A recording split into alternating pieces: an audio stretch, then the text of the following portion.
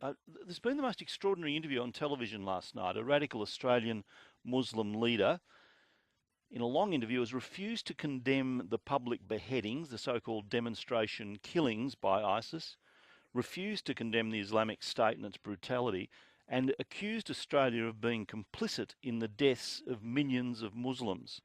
Now, his name is Wusam Dorehe. He's the official spokesman for Hizb ut-Tahrir, a radical Muslim group, so-called hate preachers. The very group the Prime Minister suggested yesterday should be reviewed.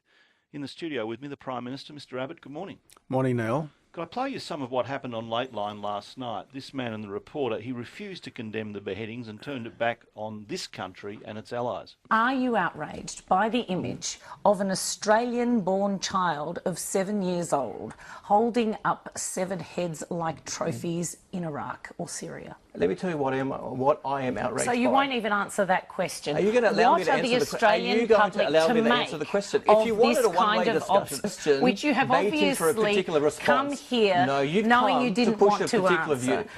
Does that Repression. justify beheading? Does that justify the Does slaughter that justify of innocents? Why don't you condemn what the Australian government is doing? Why don't you condemn what the American government is doing? Why don't you condemn the innocent killing of 1 million lives in Iraq and Afghanistan? Why don't you do that?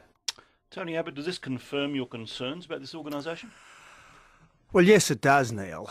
This is an organisation which is very careful to avoid advocating terrorism, but is always making excuses for terrorist organisations. And I regard it as un-Australian, frankly. I do regard it as un-Australian to stand up there and make excuses for terrorism, to defend terrorism, to blame everyone but the terrorists for their actions.